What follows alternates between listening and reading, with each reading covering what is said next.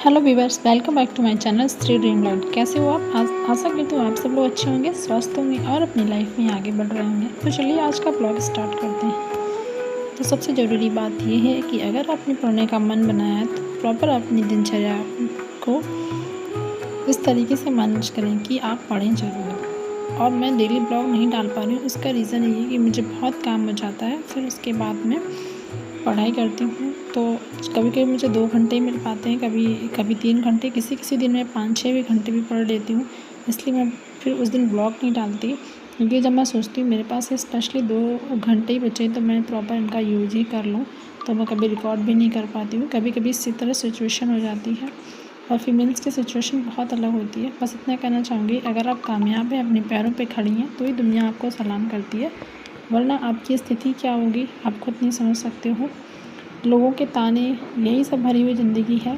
फिर भी मैं अपने इस छोटे से सफ़र को शुरू कर रही हूँ और आशा करती हूँ कि आप सब लोग इतना मुझे प्यार और सहयोग देंगे तो शायद मेरी भी ज़िंदगी बदल जाए। इसी उम्मीद और आशा से मैं यहाँ आई हुई हूँ।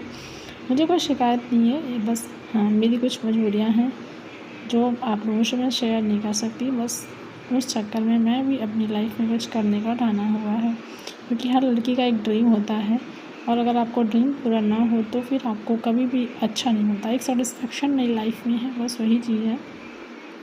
वैसे तो मैं अपनी लाइफ में इतना संतुष्ट रहती हूँ कि अगर मेरे पास चीज़ें कम भी हैं तब भी मैं उसमें अपनी खुशी ही ढूंढती हूँ, क्योंकि ज़रूरी नहीं कि आपके पास सब कुछ हो तभी आप खुश रहें। अगर आपके पास एक निवाला रोटी भी है एक दिन में, अगर वो सुखी से मिल रही है तो बस वही आपका सुख है। लेकिन मैं अपने जीवन में कुछ करके उन लोगों के लिए करना चाहती हूँ जिन्हें एक वक्त का खाना भी नसीब नहीं होता।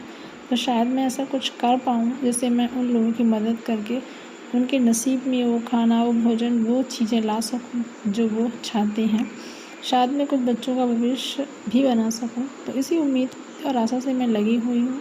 कोशिश बहुत करती हूँ, सफलता नहीं मिलती है, लेकिन क्या कर सकते हैं, अपना सफ़र जो है उसे छोड़ तो सकते नहीं हैं। और मुझे ऐसा लगता है कि अगर आप ज़िद्दी हो जाते हो तो फिर सफ़र आपका बहुत आसान हो जाता है।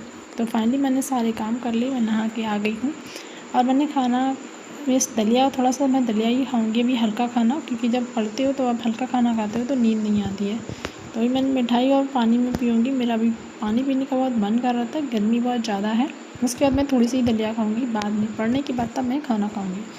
तो जो समय जो है वो 11 बज गया है और सुबह जल्दी उठ जाते हैं, इसलिए मेरा बच्चा जो है अभी सो गया है और 11 से 3 बजे तक मैं पढ़ूँगी। तो आज जो मैंने पढ़ने का टॉपिक लिया हुआ वो मैंने लिया है हमारा पर्यावरण। 7th क्लास की बुक मैंने ली हुई है और आज मैं सोचती हूँ इसको कंप्लीट कर लूँ, लेकिन मैं पढ़ते पढ़ते मैंने इसको आधा ही कंप्लीट कर पाया था, पूरा कंप्लीट नहीं कर पाया था। बट अगर मैं इस तरीके से पढ़ूँगी तो डेली पढ़ने से क्या होता है कि आपके अंदर एक अलग सी एनर्जी इम्प्रूव होती है और साथ ही आपका जो अट्रैक्शन होता है वो पढ़ाई की तरफ ज़्यादा होता है और आपको डिमोटिवेट को ही कम कर सकता है। लेकिन जब आप पढ़ना छोड़ देते हो ना तो बाहर चीज़ों के पीछे भागने लगते हो। तो वो सिचुएशन अब मेरी ख़त्म होने वाली है और मैं भी अपनी पढ़ाई की तरफ भी अट्रैक्ट होना चाहती हूँ, क्योंकि वही मेरी ज़िंदगी, वही मेरी उम्मीद है। कल फास्ट भी है, जो लोग रहेंगे, मैं खुद भी रहती हूँ वट सावित्री का। तो देखती हूँ क्या कैसा है, वो भी आपके साथ शेयर करूँगी। तो फ़िलहाल मैं अपनी स्टडी कर लेती हूँ और अपनी क्लास ख़त्म करने के बाद फिर आपसे दिखाती हूँ कि मैंने कितने चैप्टर ख़त्म कर लिए।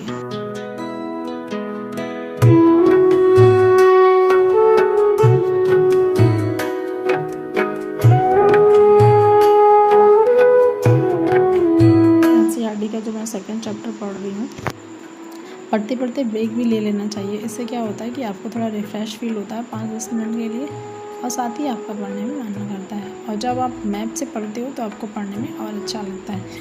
तो फाइनली मैंने लिया है ब्रेक और मैंने 4 चैप्टर किए हुए कंप्लीट और मैं अब देखती हूँ इस बुक को और कितना कंप्लीट कर लेती हूँ। तो फिर मैं आपको मिलूँगी और बताऊँगी कि मैंने इससे कितने सारे चैप्टर पढ़ लिए हैं।